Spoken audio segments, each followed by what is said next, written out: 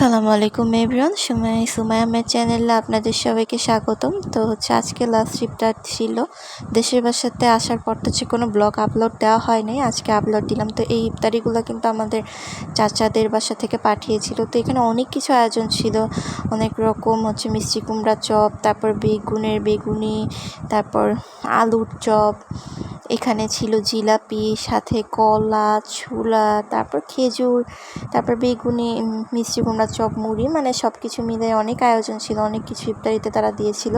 যেহেতু আমরা 28 রোজায় এসেছি, তো তারপর থেকে ওই চাচার বাসা থেকে ইফতারি দিয়েছি। আর এখানে আমাদের পাশে বম্বে জিলাপি যেটা বলে, মানে আমাদের এখানে পাবনার খুব বিখ্যাত একটা জিলাপি। এই জিলাপিটা আমার আব্বু নিয়ে এসেছিলো। আর এখানে খালামণিও কিছু খাবার দিয়েছিল। খালামণি দিয়েছিল চালের রুটি, তারপরে একদম গরুর মাংসের ভুনা করা গরুর মাংস 1 বাটি দিয়েছিল, যাতে আমরা খেতে পারি 2-3 বেলা করে। কিন্তু আমরা তো মানুষ মাত্র 3 জন, এত কিছু তো দরকার হয় না। তো জাস্ট দেশের বাসা আসার পরে এই যে এও সবসময়, মানে এ বাসা থেকে ও বাসা থেকে খালা, তারপর চাচা সবাই খাবার দিয়েই যাচ্ছে। তো সেই খাবারগুলোই আর কি, কোনো কিছু ক্লিপ না হয়নি, জাস্ট আজকে একটু ক্লিপ নিয়েছি, সময় পাচ্ছি না তেমন আর কি। এখানে ছোট মাছ খালামণি দিয়েছিল, ছোট মাছ ছিল। তো এই যে এটা মানে একদম নদীর যে ছোট ছোট মাছগুলো, ওই মাছগুলা এই আর কি। তারপরেও তো দেশের বাসা বলতে কিন্তু আমাদের নিজস্বই বাসা। এটা আমার মানে বাবার বাসা, মানে বাবার করা বাসা আর কি। তো এই যে দেশের বাসাতে আসার পরে ঘরবাড়ির অবস্থা তো খুবই খারাপ ছিল। তো ভেবেছিলাম যে আপনাদের পুরো ঘরবাড়ি গোছানোর পরে একটু ঘুরে ঘুরে দেখাবো। আর আসার পরে তো দেখি যে ঘরবাড়িতে এত পরিমাণ, মানে একটা ভুতুড়ে কাণ্ড ঘটে গিয়েছে। আসলে ঘরে এসে দেখি, হুট করে গেটটা খোলার পর দেখি 2 রুমে একদম হাঁটু সমান পানি।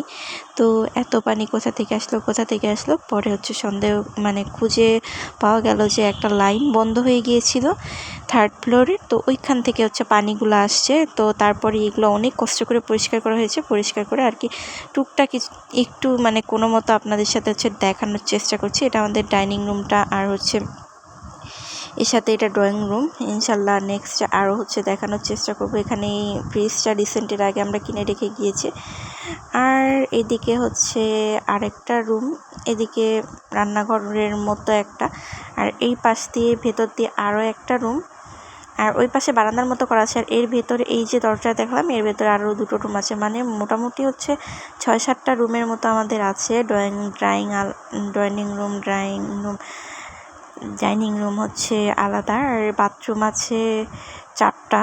আর এটা আমাদের রান্নাঘরটা কিন্তু অনেক বড়, বিশাল বড় স্পেস। আসলে আমাদের বাসাটা অনেক বড়, মানে 6-7টা রুম, ডাইনিং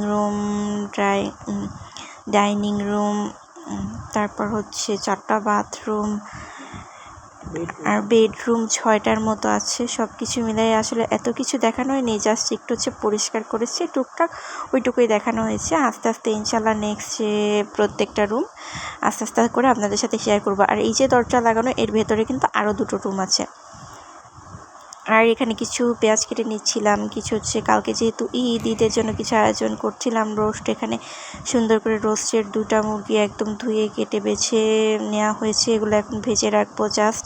আর এখানে পুডিংয়ের জন্য দুধ গরম করা হচ্ছে, পুডিং রেডি করব। তো দুধ গরম করে পুডিংটা রেডি করে বসায় দিব।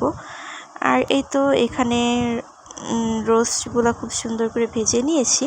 তো এইটুকুই, আবার নেক্সটে বাকি যা যা করি কালকে আপনাদের সাথে শেয়ার করব। এ পর্যন্তই, সাথে থাকুন, ভিডিও দেখতে থাকুন, আর লাইক, কমেন্ট এবং শেয়ার করবেন। ধন্যবাদ সবাইকে।